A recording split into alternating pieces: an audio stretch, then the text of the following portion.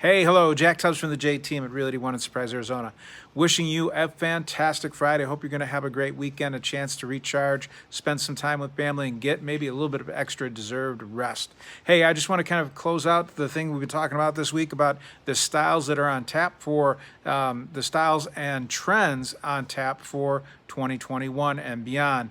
We've talked about a whole bunch of different things. First, we talked about the kitchen tile, the kind of things that we make selections for backsplash and flooring. Noticing that older style, that kind of more of a hand-painted tile, textured tiles are making a huge comeback and impact in the style and design market.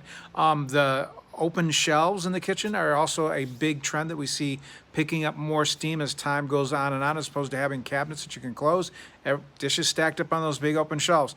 Like I've told you many times, I'm a great fan of cabinets because you can close them and it looks really neat and clean, even though maybe everything in the cabinet's not stacked all that nice and neatly.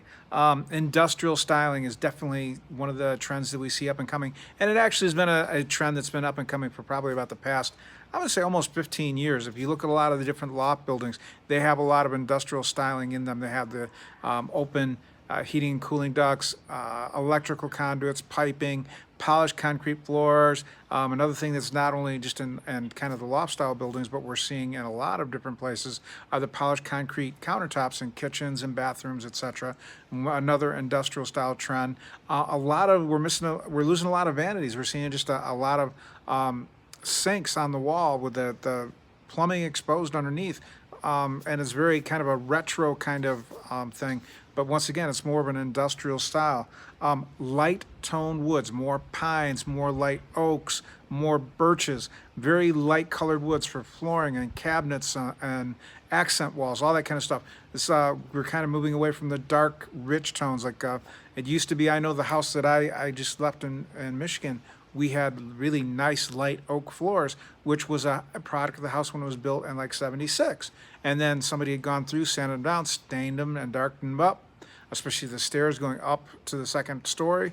They had spent a lot of time darkening that up. Well, we bought the house in foreclosure. The stain on those floors had need to be redone, so we just actually sanded it down, went back to the natural color, which obviously seemed to be the right move, talking about what we see as far as styles and trends for 2021 and beyond.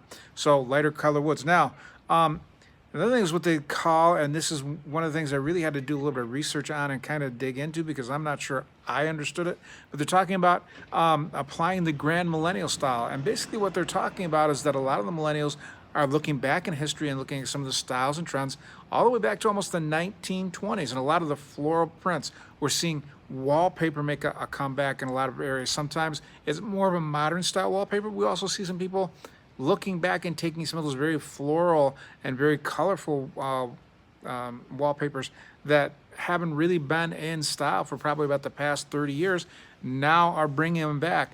They're trying to, millennials are really making a mix of modern styles and modern materials and using some of the 20s and 30s materials, or not materials, but at least styles, decorating styles, prints, that kind of stuff, and they kind of integrate it into their designs.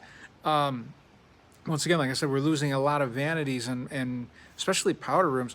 We've just, and even going away from the pedestal sinks, going to that one sink that's attached to the wall that might have two legs coming down to support the front, open plumbing underneath, maybe some towel bars on either side of the sink, and that's about it. It's just been very more minimalist. It seems to be the styling and trend that we see, especially in bathrooms, as opposed to having a lot of cabinetry and all these other kinds of things that we used to see in bathrooms just a few years ago, trying to maximize on the storage space that's in a bathroom.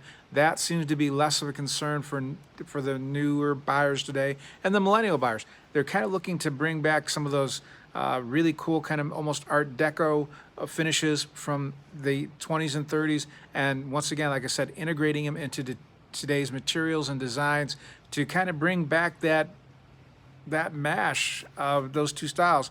And it just seems to be that way throughout the houses, through kitchens, bedrooms, bathrooms. Bathrooms especially seem to be seeing that. And we're even seeing some of that in basements too. We used to have some of those weird wood panelings in basements. We're starting to see some of that come back also. But it's one of the only thing I can say is that lighter colors are one of the styles and trends that we see through all different things, through the kitchens when we're seeing more painted and textured tiles, where we're seeing more industrial. It's usually a lighter colors used in the industrial styling. Once again, lighter woods, and now we're seeing more of that grand millennial style, which is kind of mixing the designs and styles of the 20s and 30s and integrating them with today's technology and materials and kind of layouts, kind of adding that all together. And it's called the grand millennial style. So these are the styles and trends that we see right now that are on tap for the next probably 2 to 5 years. So if I can help you find a home that's already decorated that way, you need a referral for a contractor that can maybe help you update your kitchens and bathrooms so that they will be, kind of in line with the grand millennial style. Or you have any other questions about either selling or buying, please don't hesitate to reach out to me. You can dial me direct at 248 330 7972. That's 248 330 7972. Or you can email me, Jack, that's JACK, at the J Team, THE, the letter J, the word team, .house. Jack at the JTeam.house. Or you can call the office and talk to myself or any of my team members there at 623 252 4061. Once again, that's 623 252 4061. Hey, this is Jack Tubbs from the J Team at Realty One, wishing you a fantastic weekend. I'll be seeing you again on Monday with more about what's going on in the Phoenix real estate market. Have a great day and a great weekend. Bye-bye.